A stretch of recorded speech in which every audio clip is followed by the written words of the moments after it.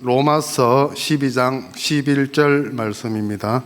부지런하여 게으르지 말고 열심을 품고 주를 섬기라. 아멘. 여러분 반갑습니다. 제 인사가 시원찮았군요. 제가 다시 한번 인사드리겠습니다.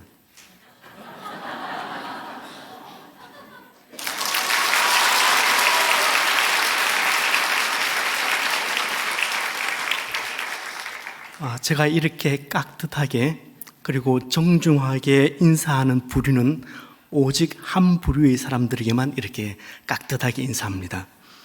제가 부교육자일 때도 담임 목사님에게 이렇게까지 깍듯하지 않았습니다. 심지어 제가 결혼을 할 때도 결혼식장에서도 하객들에게 90도로 허리를 굽히지 않았습니다. 저희 김철봉 목사님께서 저더러 허리 90도로 굽혀라 뒤에서 얘기할 정도로 제가 목이 곧은 백성입니다. 하지만 몸으로 제 허리를 90도 굽히지는 못하지만 그래도 만날 때마다 마음의 허리를 90도로 굽혀서 인사하는 부류의 사람들은 바로 다음 세대를 섬기는, 다음 세대를 하나님의 사람으로 세우는 교사들입니다. 그 교사들을 볼 때마다 제 마음의 허리를 90도로 굽혀서 그렇게 인사를 합니다. 혹시 제가 지금 교사들이 어디에 앉아 계신지 잘 모르겠거든요. 교사들 한번 손을 좀 들어 주십시오.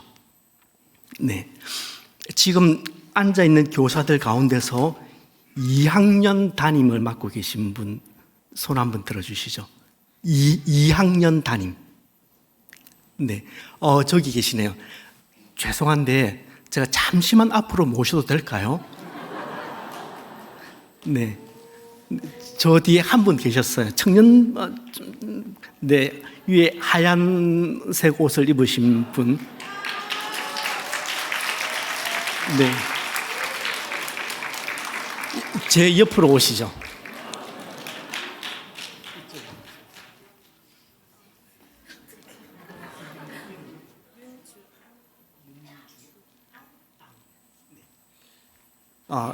제 말이 맞으면 여러분들께서 아멘으로 크게 좀 화답을 해주시면 좋겠습니다.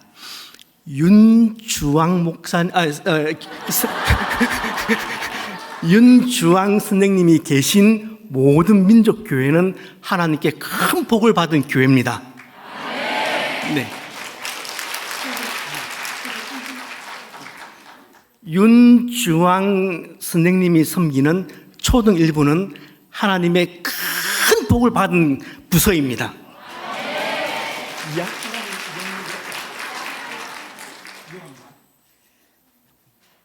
2학년 요한반의 교사로 윤주왕 선생님을 모시고 있는 이 초등부, 이 2학년 5반은 하나님께 정말 큰 복을 받은 반입니다. 여러분들은 주일마다 만나셔서 어떨지 모르겠는데 제가 오면서 굉장히 특별한 분이라고 소개를 받았습니다. 제가 교사 생활을 2학년 담임으로부터 시작을 했는데 윤 선생님은 굉장히 특별한 손을 가지고 계십니다. 여러분 그거 아세요? 여러분은 주일마다 계속 만났기 때문에 그냥 만나고 이렇게 스쳐 지나갔는지는 모르겠지만 윤주왕 선생님의 손은 두 손은 굉장히 특별한 손입니다. 제가 볼까요?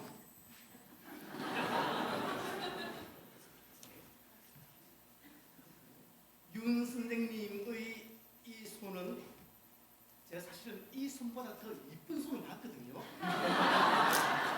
손 자체가 이쁘다는 게 아니라 이 오른손에는 하나님께서 천사들에게도 맡기지 않은 하나님의 말씀이 여기 올려져 있습니다.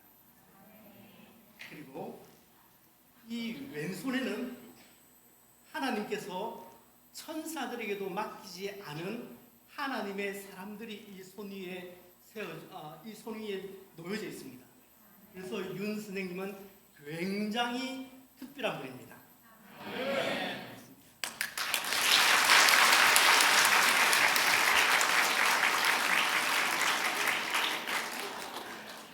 교사 여러분, 가르침은 여기서 시작됩니다.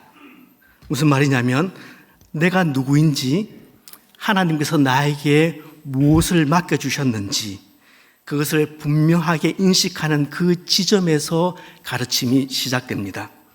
그렇지만 우리 가르치는 교사들이 가장 빈번하게 또 너무나도 종종 어쩌면 오늘 오전에도 범한 죄악 가운데 하나가 뭐냐면은 내가 누구인지, 내가 얼마나 대단한 사람인지, 그리고 내가 얼마나 소중한 사람인지, 그리고 하나님께서 나에게 얼마나 중요한 일을 맡기셨는지 그것을 자주 잊어버립니다.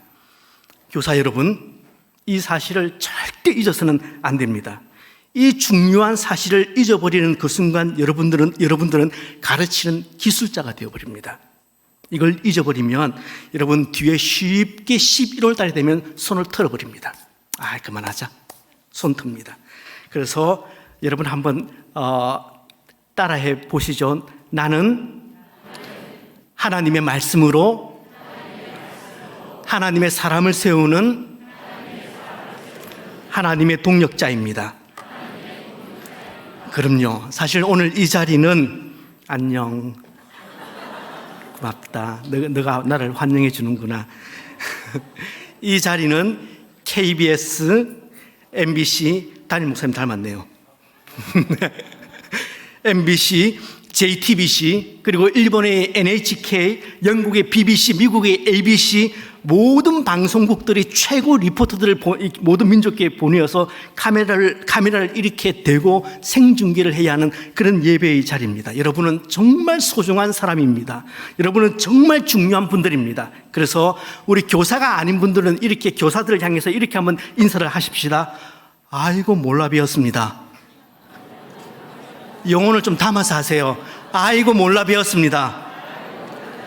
알아서 모시겠습니다.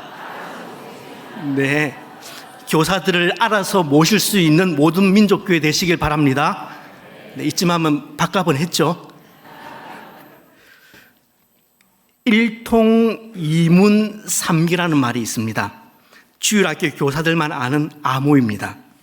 한 번의 통화, 두 번의 문자, 세 번의 기도입니다.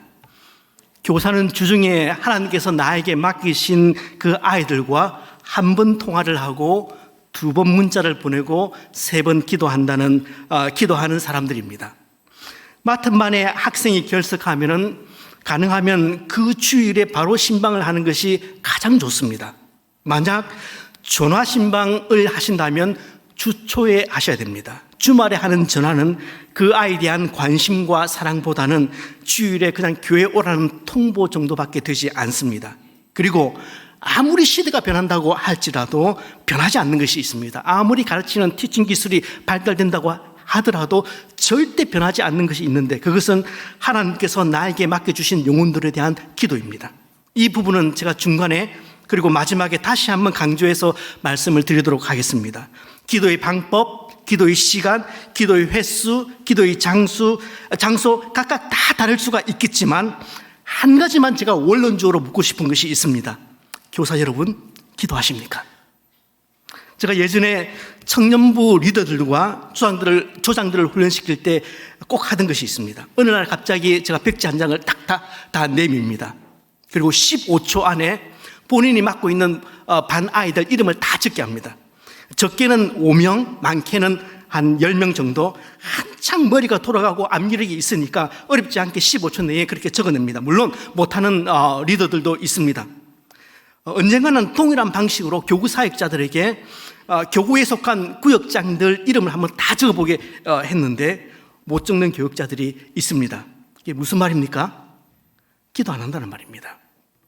꾸준히 기도하면 그 아이들 이름들 그리고 구역장들 이름들 그냥 입에 붙습니다. 아무리 기억력이 쇠해도 자꾸만 반복하고 또 반복하다 보면은 철수 뒤에 영이, 영이 뒤에 기영이, 기영이 뒤에 순자, 그 이름이 입에 딱딱딱 달라 붙습니다. 기도하시는 분들은 제가 지금 무슨 말을 하고 있는지 아실 겁니다. 교사에게 기도는 아주 중요한 덕목이고 갖추어야 할 무기입니다. 만약에 제 말이 의심스럽다면은 너무 뻔한 얘기다 그런 생각이 드신다면 여러분 한번 위험한 실험을 한번 해보세요. 여러분 반에 있는 아이들 6명 가운데서 3명을 위해서는 매주 기도를 해주시고 나머지 3명을 위해서는 기도하지 마시고 12월까지 한번 보내보세요.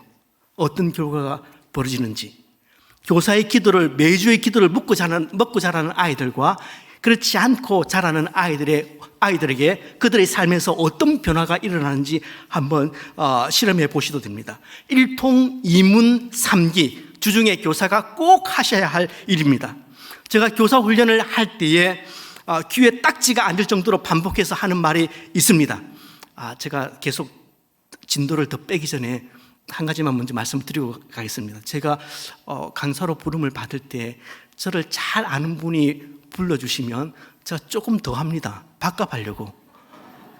제가 박원희 목사님 잘 알거든요. 근데 열심히 그냥 설교가 아니라 좀 가서 좀 세미나 형식으로 좀 해주면 더 좋겠다 싶어서 열심히 준비를 해왔는데 제가 와보니까 뒤에 순서가 너무 많네요. 그래서 제가 하다가 여러분들 반응을 딱 보고 뭐 시원찮다 싶으면 그냥 끊어버릴게요. 네. 제가 교사들에게, 저희 교회 교사들에게도 늘 가르치는 말이 잘 가르치는 사람은 잘 배우는 사람임을 늘 얘기를 합니다. 가르치는 사람은, 교사는 근본적으로 배우는 사람들입니다. 이것은 교사의 자세, 애티튜드를 말하는 것인데, 제가 물 건너에서 공부를 할 때 제 학교 교수님 가운데 밥솥이라는 교수님이 계셨습니다. 저희 학교 신학교 교수님들이 글을 쓰거나 논문을 내면 늘 이 교수님이 한번 검증을 해주는 그런 교수이신데, 제가 유학을 갔을 때는 이미 은퇴를 하셨지만 석좌 교수로 남아 계셔서 한 학기에 한 과목 혹은 2과목 그렇게 수업을 하셨습니다. 이 소시 교수님의 수업은 학생들이 늘 가득 찼습니다. 교수님의 연구실이 도서관 바로 옆에 딱 붙어 건물에 있었는데 집에 갈 때면 늘 그 옆을 지나가야만 했습니다. 보통 제가 저녁 8시에서 9시 사이에 이제 집으로 돌아가는데 거의 대부분의 날에는 교수님 연구실에 불이 켜져 있었습니다. 어느 날 제가 수업 시간에 물었습니다.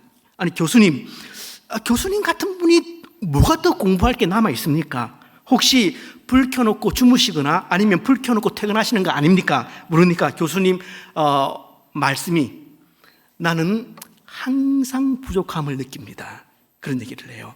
항상 모자람을 느끼기 때문에 또 책을 펼쳐본다는 그 노 교수님의 말에 참 숙연해졌던 그런 때가 있었습니다. 이 사진은 제가 공부를 하던 학교의 이제 박사과정 브로셔입니다. 제가 가문의 영광으로 계속 보존하고 있다가 제 자녀들에게도 물려줄 브로셔입니다. 제가 중간에 서 있고 여러분 보실 때 왼쪽에 있는 저 흑인 학생이 포스탱이라는 학생인데 교수님보다 훨씬 더 잘 나가던 학생입니다. 사인에 있는 친구인데요. 전쟁을 제외하고 인류 역사상 가장 짧은 기간 동안 가장 많은 사람이 죽은 사건이 1994년 르완다에서 발생했습니다. 3개월 만에 자그마치 그 인구 100만 명이 그렇게 목숨을 학살을 당했습니다. 비교하자면 나치는 그 유대인 600만 명을 죽일 때 6년 동안 가스실에 몰아넣었습니다. 6년 걸렸습니다. 캄보디아의 크메르루즈 정권이 100만 명 죽일 때 4년이 걸렸습니다. 그러니까 이 3개월 만에 100만 명을 죽였으니까 뭐 엄청난 학살이 일어났던 거죠.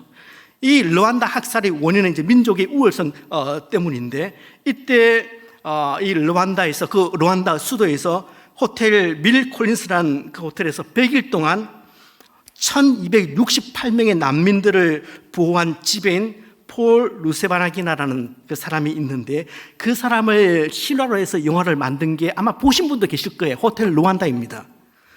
상도 많이 받았던 아주 뭐 훌륭한 그런 작품인데, 포스팅이라는 친구가 여기서 살아난 친구입니다. 그러니까 이게 간증할 거리가 많은 거죠. 그러니까 미국에 유학을 와서는 공부도 공부인데 늘 간증을 하러 그렇게 돌아다닙니다. 제가 말씀드리고 싶은 분은 사실은 그 옆에 있는 백인 교수님입니다. 흰 수염이 난 닥터 이슬러라는 교수님이신데 저희 교육학 과정의 박사 과정의 이제 간판 교수입니다. 우리나라에도 번역된 책들이 좀 있는데 겨울 학기에 수업을 듣는데 본인이 그 과목을 가르치는 것도 아닌데 앉아 계신 거예요. 뭐하러 들어오셨지? 그런 생각을 했는데 이유는 그 과목을 배우고 싶어서 학생들처럼 같이 앉아 계신 겁니다. 제자들과 함께 수업 시간에 끊임없이 토론하고 노트에 받아 쓰면서 그렇게 공부를 하는 것을 보면서 저는 새로운 면을 봤습니다. 교사가 어떤 사람들이 교사들인지를 제가 다시 한번 생각해 보는 계기가 되었습니다. 어떤 교사가 이렇게 고백을 합니다. 내가 가르치는 학생이 고요 있는 물을 마시게 하기보다는 흐르는 시내에서 물을 마시게 하겠다, 그렇게 얘기를 합니다. 어떻습니까? 오늘 아침 여러분 반의 아이들에게, 학생들에게 어떤 물을 먹이셨나요? 고여 있는 물을 먹였습니까? 아니면 흐르는 물을 그 아이들에게 먹였습니까? 흐르는 물을 먹이기 위해서는 가르치는 교사들은 근본적으로 배우는 교사임을 아셔야 합니다. 신명기 4장 1절 말씀은 굉장히 유명한 말씀이죠. 교육에 관해서는 늘 등장하는 말씀인데 우리 같이 한번 읽어보실까요? 이스라엘아, 이제 내가 너희에게 가르치는 규례와 법도를 듣고 준행하라. 한 장을 딱 넘기면 신명기 5장 1절에 이런 말씀이 나옵니다. 같이 읽습니다.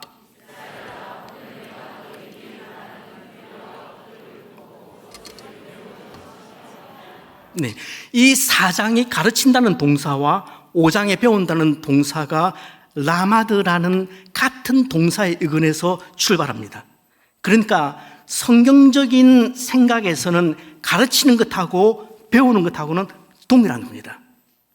경건한 히브리인들, 자녀 교육에 관해서만큼은 세상 어디에 내놓아도 부끄럽지 않은 이스라엘 사람들은 가르치는 것하고 배우는 것을 나누지 않았습니다. 이것은 본질적으로 같은 것으로 이해를 한 겁니다. 저는 굉장히 뛰어난 사람들이라고 생각을 하는데, 그러니까 가르치는 것과 배우는 것은 같이 묶여서 돌아가는 겁니다.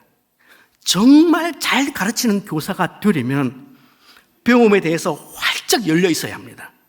종종 연세가 드시는 분들, 좀 드시면 교사의 직분을 이제 내려놓으려고 합니다. 아마 이 중에도 그런 선생님이 계실지는 제가 잘 모르겠습니다.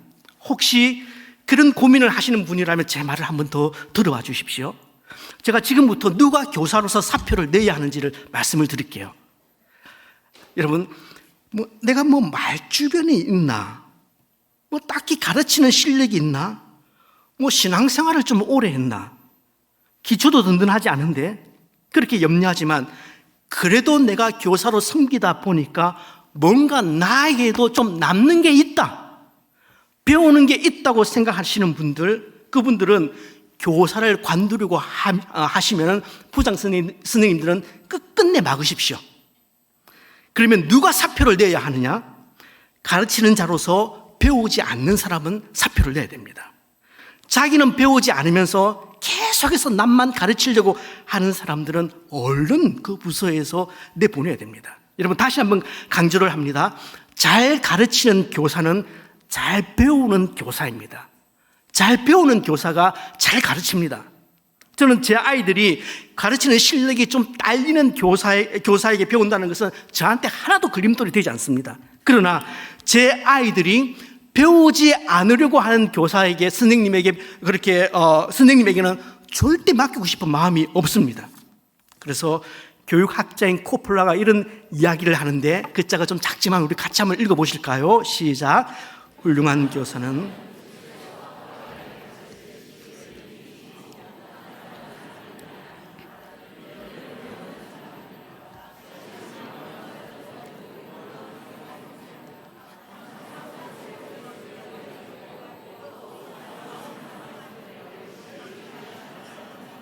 감사합니다.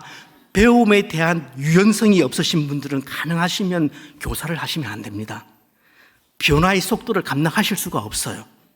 생각이 고착되지 않기 위해서는 자꾸 배움에 자신을 노출을 시켜야 합니다. 여러분, 늙은이와 낡은이의 차이를 아세요? 제가 미국 교회 다닐 때 저희 조의 조원들을 여러분들에게 소개해 드릴게요. 저희 조원이었습니다. 약 90에 가까운 분들이었는데 열심히 배우기 위해서 이렇게 힘을 쓰시더라고요. 연세는 드셔서도 마음이 청년인 분들이 있습니다.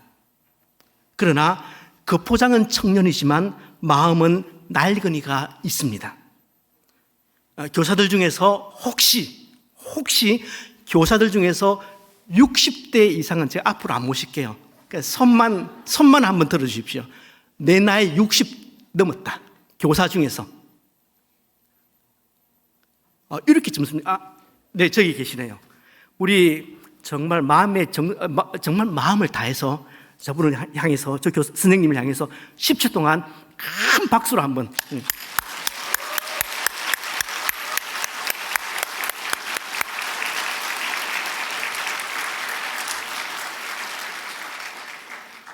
배움에 대해서 오픈이 될 수 있어야 교사는 교사가 잘할 수 있습니다.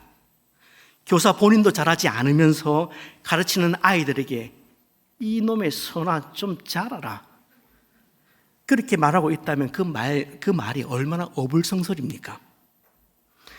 부산 연지동에 가면 복지원이 하나 있습니다. 지금도 제가 부산에 다시 돌아오고 나서도 가보니까 복지원이 있더라고요. 거기에서 제가 대학생 시절 동안 2년 동안 자원봉사를 했습니다. 사실 말이 자원봉사지, 가는 이유는 저를 위해서 갔습니다. 매우 미안하지만 거기 가면 제 마음의 심경이 굉장히 복잡해집니다. 세 가지 정도 느낌이 드는데요. 첫 번째 어떤 느낌이 되냐면, 드는 그 감정은 슬픔입니다. 조금 더 적나라하게 얘기하면 비참해요.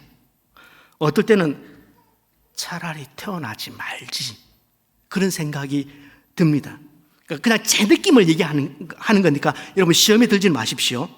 왜 슬프냐면 6살 된 7살 된 아이들의 키가 너무 작아요.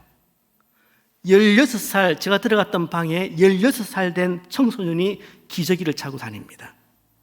어떤 아이는 소두종에 걸려서 머리가 이제 막 엄마 몸에서 나온 그 크기밖에 되지 않습니다. 그 몸만 큰 거예요. 그러니까 하는 행동이 거의 원숭이 같아요. 친구들 핥히고 빼앗고, 반면에 또 어떤 아이는 대두증에 걸려 있습니다. 머리만 크고 다른 것은 하나도 크지 않는 거예요. 그러니까 균형이 안 맞아서 제대로 앉지도 못하고 제대로 서지도 못합니다. 어떤 아이는 혀하고 엉덩이까지의 근육이 발육이 안 돼서 밥을 먹을 줄을 몰라요. 제가 가서 하는 일은 뭐 대단한 일 아니었습니다. 그냥 그 아이들 밥 먹이고 기저귀 갈아주고 씻기고 오랜만에 산책시켜주고 또 방 청소하고 또 조금 빨래 하기도 하고, 그리고 제가 신학생이니까 복지원에 안에 있는 교회당에 데리고 가서 예배 드리는 게 제 일이었습니다. 뭐 그런 일들이죠. 물론 똥을 치우는 것도 있었고요. 그리고 마치고 오기 전에 저녁을 먹여주고 이제 저는 제 할 일 다 하고 돌아옵니다. 밥을 비벼서 입에 넣어주고 입을 꽉 제 손으로 다물게 하는 거예요. 그러니까 그 입술을 붙들고 있는 거죠. 그래야 목구멍 안으로 음식이 넘어갑니다. 거기 갈 때마다 차라리 거기 갈 때마다 자라지 못한다는 것이 얼마나 큰 비극인가를 이제 느끼는 거죠. 두 번째 제가 가졌던 감정이 뭐냐면 감사였습니다. 좀 이기적으로 들릴지 모르겠지만 그래서 저는 건강했잖아요. 그 아이들 번쩍번쩍 들어서 예배당으로도 옮겨가고 또 다시 방으로도 옮겨오고 제 스스로 할 수 있잖아요. 세 번째 드는 감정이 무엇이었냐 하면은 제 마음을 정말 힘들게 했던 부분인데 하나님께 대한 죄송함이었습니다. 무엇이 죄송하냐 하면은 갈 때마다 제 모습을 보는 거죠. 제가 하나님을 아버지라고 부른 지 지금은 이제 반백 년이 넘었습니다. 신앙의 나이가 50이 훨씬 넘었으면 이제 웬만하면 좀 하나님 마음도 헤아릴 줄 알고, 이 입으로 하나님이 바라시는 말도 좀 제대로 할 줄 알고, 이 머리로 하나님이 기뻐하시는 일을 그렇게 제대로 생각할 줄 알고 판단할 줄 알고, 이것이 올바르지 않은 일이라고 생각하면 그 하나님이 기뻐하시지 않는다는 그것 때문에 과감하게 그냥 놓으라고 말할 수 있어야 되는데, 얼마나 많은 경우 저 자신이 성장 장애를 느끼고 있는지 모릅니다. 사실 장애로 치면은 영적인 성장 장애가 제 자신에게 너무 많은 거예요. 그때마다 제가 하나님 앞에서 참 죄송스럽지요. 우리 예수님께서 예수 안 믿는 사람들을 향해서 가지고 있는 가장 큰 소원은 돌아오라는 겁니다. 예수 안 믿는 사람들을 향해서는 돌아오라는 것이고, 예수 잘 믿는 여러분들, 그래서 교사로 섬기시는 여러분들에게 가지고 있는 소원은 이것입니다. 제발 좀 자라나다오.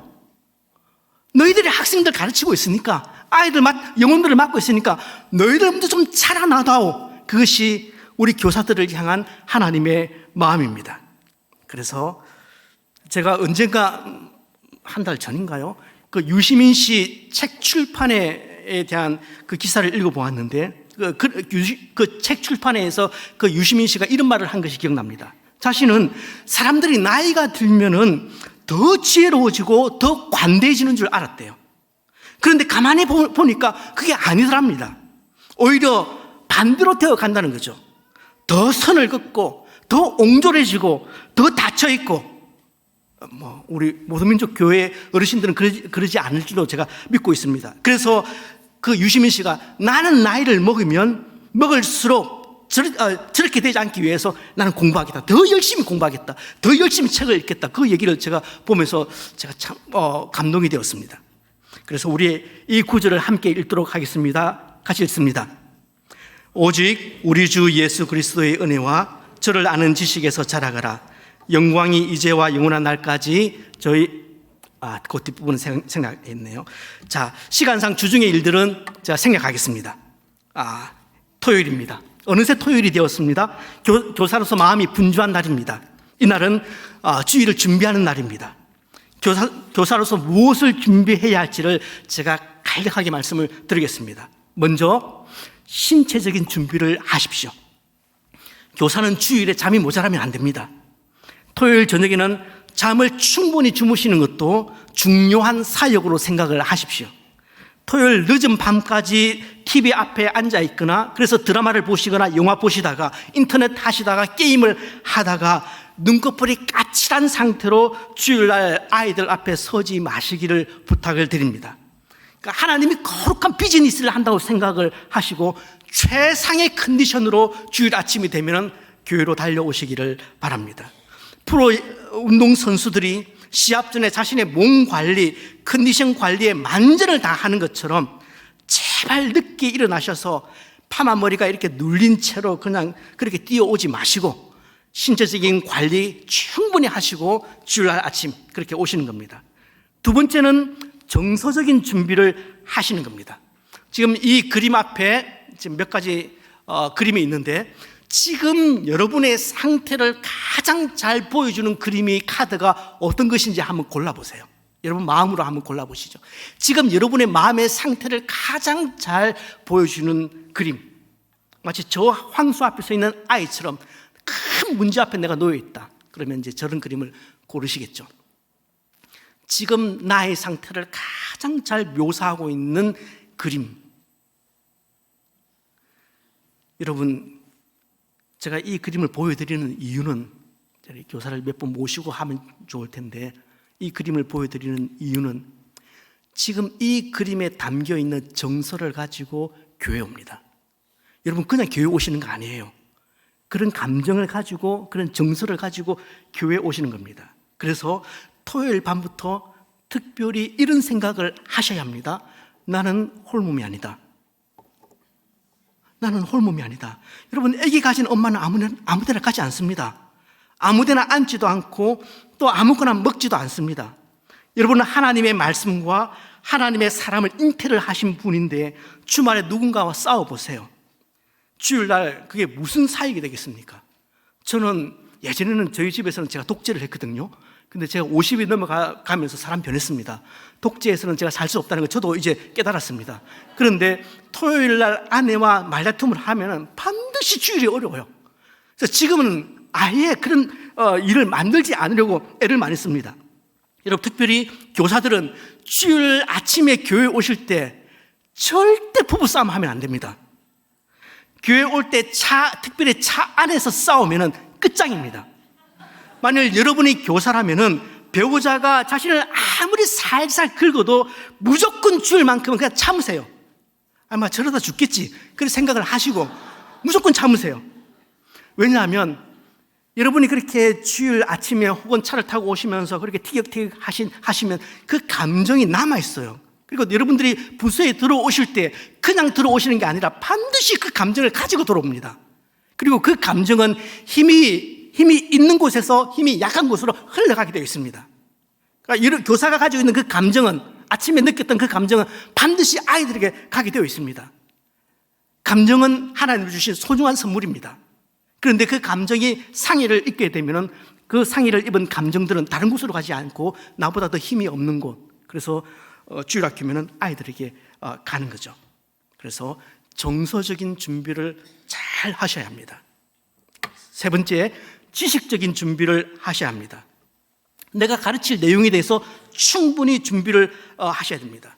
대부분 사실은 가장 좋은 답은 주중에 공과를 잘 준비하시는 것인데, 제가 그렇게 무리하게 여러분들에게 요구는 하지 않겠습니다. 왜냐하면 주중에 공과를 잘 준비하시는 분들은 그렇게 많지는 않거든요. 대부분 토요일 준비하시거든요. 그래서 토요일이라도 잘 준비를 하셔야 되는데, 여러분, 제가 여러분들에게 말씀드리고 싶은 것은, 지식적인 준비에서 말씀드리고 싶은 것은 이거 하나예요. 공과 공부를 보통 차포 다 떼고 나면 한 20분 주어지지 않습니까? 청소년 조금 더 시간 주어질 테고. 그런데 그 20분, 30분을 꽉 압축시켜서 한두 문장으로 만들어낼 수 있으면 됩니다.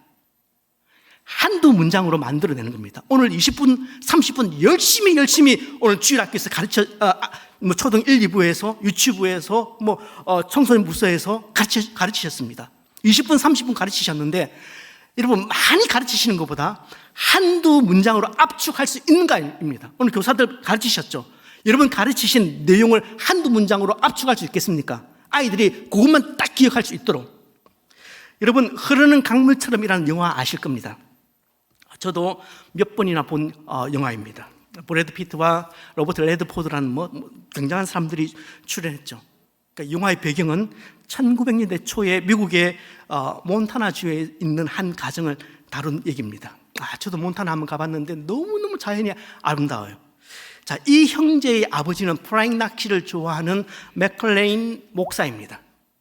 스코틀랜드계 장로교 목사입니다.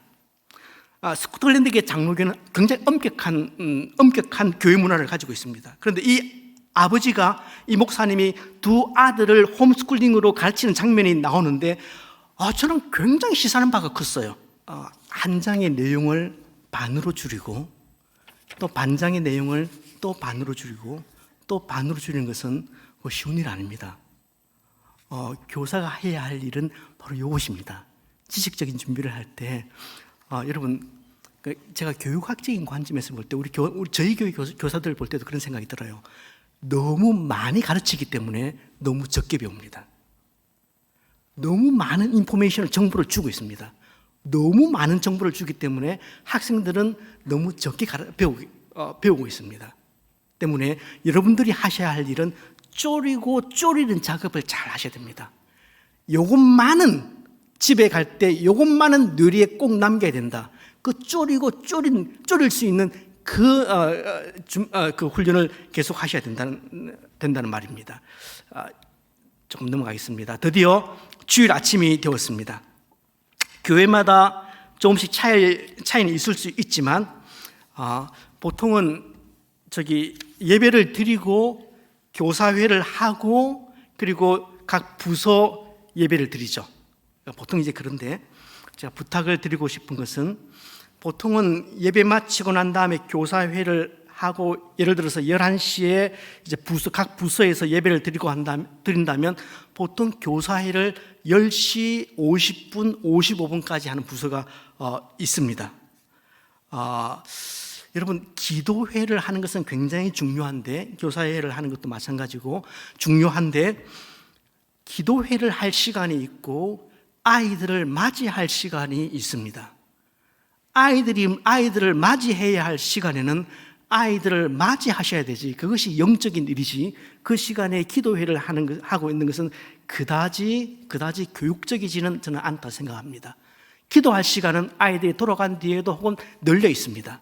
그러나 아이를 맞이할 수 있는 시간은 10시 50분에서 11시, 그 10분 사이가, 그 사이에서 끝장납니다. 제가 김해 중앙교회에서 3년 사역을 하고 울산교회로 갔는데, 그 8년 동안 제가 단 한 번도 빠뜨리지 않고 했던 일이 있습니다. 그래서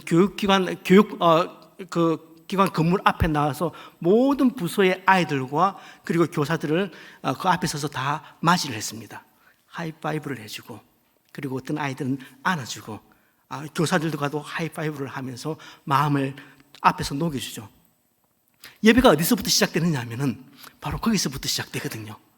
주일날 우리 박원일 담임 목사님께서 원체 말씀을 잘 하시지만, 사실은 예배가 어디서부터 시작되느냐면 주차장에서부터 시작되잖아요.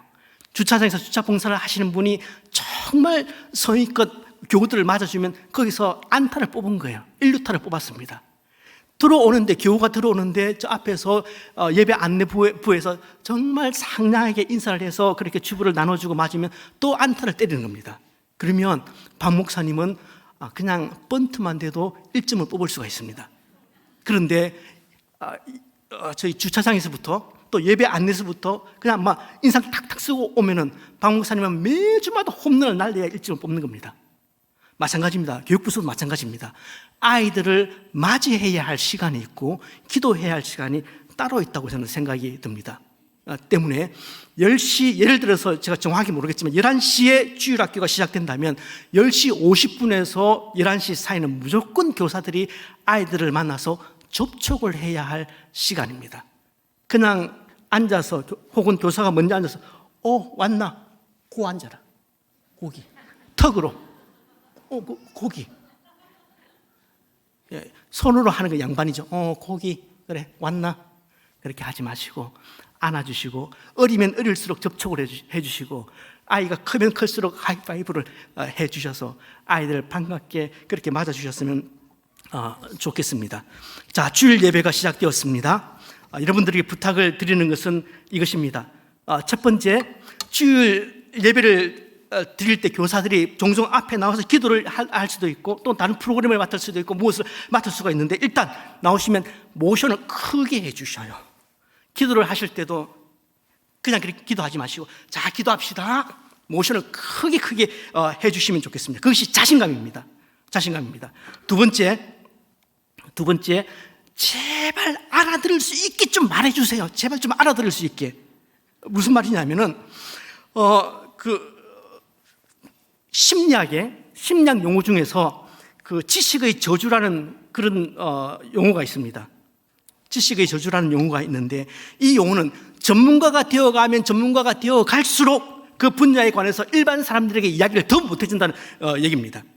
바꿔 말하면 전문가는 자기 수준에 기대어서 그렇게 예단을 하기 때문에 일반 사람들에게는 오히려 더 설명을 잘 못하는 경향이 있다는 거죠. 이 이론을 편 사람이 스탠포드 대학의 엘리자베스 뉴턴이라는 교수인데, 이걸 제가 실험을 딱 해보면 참 좋은데, 이 실험에서는 이렇게 두 부류를 나눕니다. 한 부류는 태퍼라고 두드리는 사람, 그리고 또 한 부류는 리스너라고 듣는 사람. 그래서 이 태퍼에게 이렇게 25가지 공명이 적혀 있는 종이를 줍니다. 그리고 이쪽 리스너 그룹에게는 등등 맞춰야 되는 그룹에게는 여기에 125가지, 사실 소용없는 거죠. 그래서 줘서 이제 맞추는데, 이제 이 태퍼들이 두드리는 사람들이 이 곡을 딱 보고 요걸 해야 되겠다 하면 다 쉬운 곡들입니다. 찬송가로 치면은 예수 사랑하시면 제가 보여드릴게요. 예를 들어서 예수 사랑하심은 거룩하신 말일세. 이걸 이제 태프가 두드립니다. 그럼 리스너는 그걸 듣고 예수 사랑하심은 그렇게 맞추는 겁니다. 굉장히 쉬워요. 곡 자체가 굉장히 쉬운 곡들만 주기 때문에. 자, 그러면 이 태프들이 두드릴 때 생각하는 것은 아마 거의 다 맞출 것이다, 그런 생각을 합니다. 제가 한번 제가 실험을 해볼게요. 자, 여기에 25가지 동료가 적혀 있습니다. 이 25가지 동료 중에서 제가 한 가지를 골랐습니다. 이제 여러분들에게 제가 태포가 되어서 두드려 볼 테니까 여러분들이 어떤 곡을 제가 두드리고 있는지 여러분들이 맞추시면 됩니다. 아시는 분들은 손을 들고 곡명을 말해주시면 됩니다.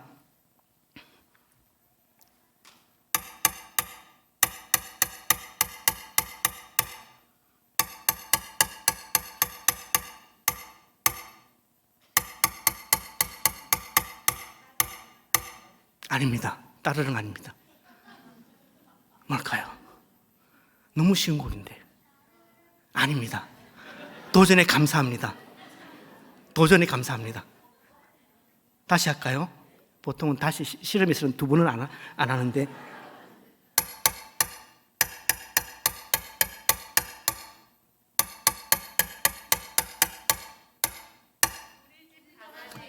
빙고.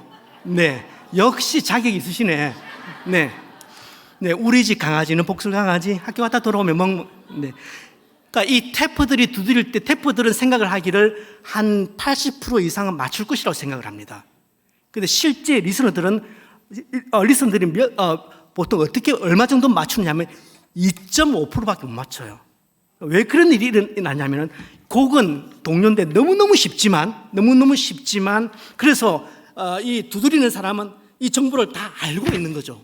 곡에 대한 정보를 다 알고 있는데 리스너들은 그 정보를 아주 제한된 정보만 알고 있는 거죠. 그래서 이 태퍼들은 뭐 다 알겠지 그 수준으로 지금 접근을 하고 있는데 이게 듣는 사람의 그룹들은 사실은 그 이해도가 굉장히 낮죠. 이게 주일 학교에서 그렇게 벌어지는 겁니다. 교사들의 수준은 여기에 올라와 있어요. 학생들의 수준은 여기란 말입니다.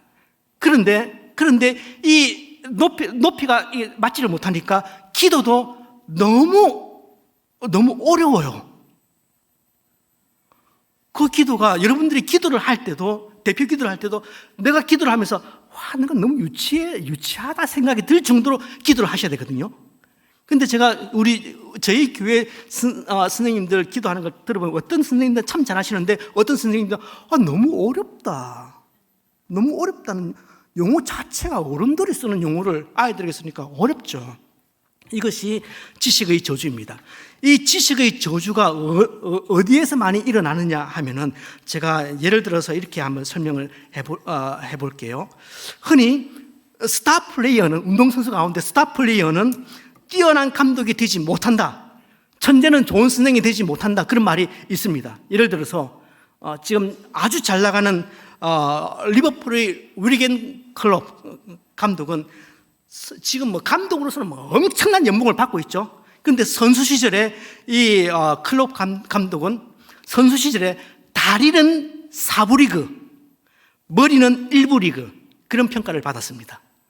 다리는 4부 리그 정말 실력은 형편없는데 머리가 너무너무 좋은 거예요. 선수로서는 꽝이었는데 감독으로서는 지금 한 해에 엄청난 돈을 계약금을 받지 않습니까? 무리뉴는 여러분 손흥민 때문에 선수 때문에 잘 아는 감독이죠. 토트넘 감독을 했었고 그는 24살 때 나에게는 축구 재능이 없다는 것을 알고 선수를 그만뒀습니다. 그리고 감독을 준비를 하고서 지금은 세계 최고의 감독 레벨에 서 있죠. 요아임 레브 감독은 축구 좋아하시는 분들 아시죠? 어느 나라 감독이었습니까? 네, 독일 대표팀 감독이었습니다. 독일 대표팀 감독을 2004년부터 자그마치 17년 동안 독일 대표팀 감독을 했습니다. 그러면서 독일 축구의 전성기를 다시 끌어내었다고 평가를 받는데 여러분 프랑크푸르트 시절에 이 레브는 누구의 대체 선수였냐면은 차범근. 무슨 말이냐면 차범근이 풀게임을 다 뛸 수는 없잖아요. 어떨 때는 몸이 안 좋을 때는 대체 선수가 좀 뛰어야 되거든요. 그때 차범근의 대체 선수가 레브였습니다. 그런데 최고의 스타 플레이어 출신들을 한번 볼까요? 저희 롤 모델인 마라도나. 여러분들은 메시라고 하지만 저는 마라도나가 더 잘했을 거라고 생각을 하는 저희 세대는 마라도나였으니까. 마라도나는 당시는 최고 특 A급 선수였죠. 감독으로서는 완전히 말아먹었습니다. 저는 우리 신앙인들 입장에서 저는 차범근 씨가 꼭 대한축구협회 회장을 했으면 하는 것이 저희 간절한 소원입니다. 저희 기도 제목이고. 그런데 선수로서는 아시아 최고의 선수였지만 그러나 아쉽게도 국가대표팀을 맡고서는 그렇게 재미를 못 보고 월드컵 기간 중에 쫓겨나기도 했습니다.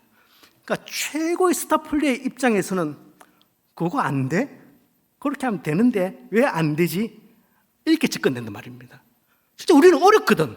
평범한 사람들은 따라가기 어렵거든. 근데 최고의 선수의 입장에서 볼 때는 왜 그게 안 되지? 왜 거기서 센터링을 하나? 센터링 할 때 고개 그렇게밖에 안 날아가? 이렇게 되는 겁니다. 그래서 우리 교사 선생님들에게 부탁을 합니다. 제발 쉬운 말로, 더 쉬운 말로, 더 쉬운 말로, 유치한 말로 그렇게 알아들을 수 있도록. 자, 세 번째, 열정을 가지고 가르쳐 주십시오. 자, 누구 발인지 아시죠? 네, 두 사람 발입니다. 한 사람은 강수지, 네, 한 사람은 박지성의 발입니다. 저는 처음에 인터넷에서 이 발 사진을 봤을 때 병 걸린 줄 알았어요. 그렇지 않습니까? 한번 보세요. 병에 걸린 것처럼 보이지 않습니까? 그런데 하나는 축구선수 박지성의 발이고 또 하나는 세계적인 발레리나 강수진의 발입니다.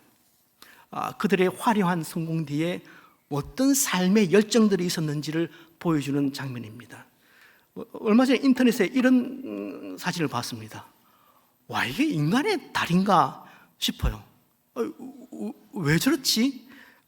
여러분, 파벨 폴잔스키라는 사이클 선수의 폴란드 사이클 선수의 발입니다. 아마 자전거 좋아하시는 분은 뚜르드 프랑스 아실 겁니다. 그 20단계 중에서 16번째 단계 완주를 마치고 그 자기 소셜 네트워크에 올린 사진입니다. 뚜르드 프랑스는 매년 프랑스와 그 주변 국가를 일대로 약 3,500km 정도를 그렇게 3주 동안 쉬지 않고 달리는 극한의 경주입니다. 세계에서 제일 긴 경주 코스죠. 대회 규모는 올림픽 월드급 뚜르드 프랑스입니다. 35억 이상의 인구가 이 대회를 지켜봅니다. 그래서 16번째 단계를 다 마치고 난 다음에 그가 올린 얘기가 16번째 단계를 마치고 나니 다리가 약간 피곤해 보인다. 이게 저는 열정이라고 생각합니다. 교사들에게 이런 열정이 있었으면 참 좋겠다, 그런 생각이 듭니다. 이제 거의 마지막인데 다음 동영상은 이게 소리가 없으면 의미가 없는데 그러네요. 그 미국에서 아메리칸 풋볼 정말 인기 좋거든요. 주일날 이제 그 축구 이제 결승전이 주일날 있는데, 아메리칸 풋볼 결승전이 주일날 있는데, 주일날 오후는 교회도 예배 안 드려요. 그냥 다 집에서 풋볼 봐라고 그렇게 얘기를 합니다. 근데 그냥 프로 선수들뿐만 아니고 대학끼리도 앙수끼리 붙으면 그야말로 전쟁 수준입니다. 저희 집 근처에는 UCLA와 USC가 있었는데 이 전통의 대학 강호거든요. 그리고 서로 경쟁 라이벌 구도를 가지고 있고, 여기서 한번 시합이 벌어진다 그러면 그 동네 일대가 차가 다 바뀝니다. 보통 한 8만이 운동장에 들어가니까. 자, 그 텍사스에 A&M이라는 대학이 있습니다. 한국 사람들은 잘 몰라요. 근데 꽤 아주 좋은 대학입니다. 풋볼을 하면 보통 한 4시간, 5시간 걸립니다. 4시간, 5시간 동안 하는데 이 학교의 전통은 응원을 할 때는 절대 자리에 앉지 않습니다. 그러니까 4시간, 5시간 동안 미친 듯이 서가지고 막 함성을 계속 질러대는 겁니다. 심지어는 이 학교 졸업생들은, 경기장에 찾아오지 못하는 졸업생들은 집 거실에서 TV를 보겠죠. TV를 보면서 응원할 때도 절대 소파에 앉지 않습니다. 집에서도 자리에 일어서서 4시간 동안 이렇게 TV를 보면서 모교를 응원을 하는 겁니다. 저는 이것이 열정이라고 생각합니다. 교사에게 갖춰져야 할 그 덕목 가운데 하나가 열정입니다. 마지막 말씀을 드리겠습니다. 여러분, 저희 어릴 때 학교 앞에서 병아리 많이 팔지 않았습니까? 그죠? 네. 저도 몇 마리 사다가 키운 경험이 있는데, 여러분, 애들에게 병아리 사주면 어떻게 되죠? 네, 결국은 다 죽습니다. 거의 다 죽습니다. 거의 다. 여러분 혹시 학교 앞에서 어린 시절에 병아리를 사다가 그 병아리 잘 키워서 중탕 만들어서 삼계탕 맛있게 끓여 먹었다, 그런 경험 있으신 분? 두 분. 그 모든 민족이 다르다니까. 네, 죄송한데 제가 지금 직업이 무엇인가 물어보면 좀 신뢰가 될 수 있겠다 싶어요. 그런데 네, 의사, 수의사, 만약에 양계를 하셨으면 대박 나셨을 겁니다. 그 병아리들 학교 앞에서 사서 집으로 가서 애지중지 키워도 99% 거의 100%다 죽습니다. 왜 죽죠? 어른들은 그렇게 말하죠. 왜 죽습니까? 손 타면 죽는다. 하도 쪼물딱 하니까, 귀엽다고, 이쁘다고, 예쁘다고 쪼물락 하니까 어린 것들은 손 타면 어른들 그런 얘기를 하거든요. 손 타면 죽는다, 그런 얘기를 하거든요. 요즘 부모들이 아이들 놓으면은 마치 병아리 주무르듯이 그렇게 주무릅니다. 애만 가졌다 하면 다달이 병원 출근부에 도장을 찍습니다. 열심히 갑니다. 굳이 그렇게 안 가셔도 되는데, 아이를 낳아도 아이고 내 새끼, 김집사보다는 내가 더 잘 키워야지, 동선애보다는 잘 키워야지, 아이고 내 손주 박권사 손주보다는 잘 키울 거야. 그러면서 그 아이를 마구 주물러댑니다. 여러분이 그 아이 주무르면 그 아이 죽습니다. 아이를 하나님의 은혜 아래 내려놓아야 합니다. 제가 3자녀를 키웁니다. 간혹 자식 잘 키웠습니다. 아이들이 예뻐요. 딸 셋이거든요. 이렇게 접대성 칭찬을 해주면 제가 양심적으로 그렇게 말합니다. 아유, 그런 말 마세요. 같이 크느라고 얼마나 고생했는데. 다 하나님의 은혜입니다. 정말 하나님의 은혜로 큰 것 같아요. 이쯤 되면은 이제 분석적인 사고를 하시는 분들은 이런 질문을 하실 수 있죠. 목사님, 신앙교육을 위해서는 교사들의 정신 바짝 차리고 열정을 가지고 그렇게 피대 세워서 말씀하시더니, 아니 결국은 다 하나님의 은혜다. 그러면 하라는 말입니까? 말라는 말입니까? 예, 참 잘 지적하셨습니다. 아이들의 신앙교육은 결국은 하나님의 은혜라는 이 말은, 그러면 하나님께서 그냥 다 알아서 하십시오, 맡겨버리면 되겠다, 그렇게 손 놓는다는 의미가 아니라, 정말 집에서 신앙으로 자녀를 키워본 부모라면은, 그렇게 애들을 신앙으로 키워보겠다고 애를 쓰는 교사라면은, 그렇게 눈물을 흘려본 경험이 있는 교사라면은, 결국 마지막에 나오는 입술의 고백이 뭐냐 하면은, 하나님의 은혜로 되는군요 입니다. 그래서 결국은 교사들이 어디로 돌아가느냐 하면은 기도로 다시 돌아가요. 가르침에 많은 기술들이 있습니다. 많은 실질적인 팁들이 있습니다. 그런 것들을 다 배우고 나도 마지막에 가는 것이 뭐냐면 다시 기도의 골방으로 찾아갑니다. 왜냐? 신앙교육은 본질적으로 성령 사역이거든요. 신앙교육은 사람을 변화시키는 것은 성령께서 하시는 일입니다. 그러니까 우리가 하는 일이 아니에요. 그러니까 우리가 한다고 하지만 그 아이를 변화시키는 것은 우리가 아니라 성령께서 하시는 겁니다. 나는 통로일 뿐이고, 우리 교사들은 통로일 뿐이고, 나는 그냥 씨를 뿌릴 뿐입니다. 자라게 하시는 분은 성령 하나님이십니다. 그러니 우리 교사 여러분, 간곡히 부탁드리는 것은 결국 그 마지막은 기도입니다. 그 어떤 많은 기술도 좋겠지만 마지막은 결국은 성령께서 하시는 일이기 때문에 결국 경험이 많은 교사들은 다시 기도로 돌아갑니다. 가이 다웃이라는 선생님이 계십니다. 이분 얘기만 하고 마치겠습니다. 이분이 Teacher of the Year라는 미국에서 일반 학교, 기독학교 전체를 다 통틀어서 초중고 대 다 통틀어서 고등학교까지 전 50개 주 안에서 학교 교사 1등 교사 하나 뽑습니다. 해마다 뽑는데 이 가이 다웃이 이 상을 받았습니다. 근데 이분이 정말 신실한 기독교 신자거든요. 이분이 포커스 온 더 패밀리라는 굉장히 유명한 라디오 프로그램이 있는데, 제임스 답슨이라는 분이 운영하는 그 라디오 프로그램에 나왔습니다. 이분에게 질문했습니다. 당신은 어떻게 그런 큰 상을 받게 되었는지, 그 비결이 무엇인지 알려 주십시오. 답슨이 그렇게 얘기를 물으니까 이 가이 다웃이라는 선생님이 그런 얘기를 합니다. 사실은 나는 정말 평범한 교사인데, 근데 제가 특별히 잘하는 것은 없지만, 제가 학생들이 수업을 다 마치고 나가면 그날 특별히 어려워했던 학생들, 문제가 있는 학생들이 그렇게 돌아가고 나면 꼭 그 자리에 앉아서 그 아이를 위해서 기도를 했답니다. 그 선생님이 하나님, 오늘은 매튜가 수학 문제 푸는 것을 너무 어려워했습니다. 이 아이가 내일 학교에 올 때는 수학에 대해서 자신감을 좀 가지고 학교 등교할 수 있도록 도와주세요. 하나님, 저 존이 가정에 문제가 있는 것 같습니다. 오늘 수업에 전혀 집중을 못했습니다. 하오니 하나님께서 그 가정을 찾아가 만져주시옵소서. 그렇게 그 아이들 하나하나가 다 떠난 뒤에는 그 아이들이 앉았던 자리에 앉아서 하나님께 기도를 했다고 합니다.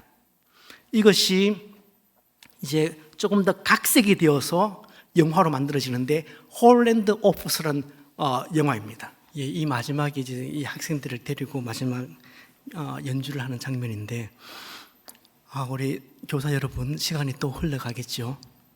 그리고 먼 훗날 우리가 천국에서 깨어났을 때 언제 보았는지 기억조차 가물가물한 사람들이 여러분에게 다가와서 선생님 감사합니다. 선생님 때문에 저의 영혼이 달라졌습니다.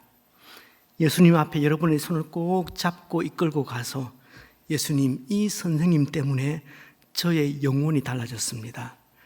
제가 저 아래 지옥 동네에 그렇게 고생해야 할 사람인데 이 선생님 때문에 이 천국 동네에서 주님을 찬양하고 있습니다. 그런 말을 들을 수 있는 교사들 다 되시기를 바랍니다.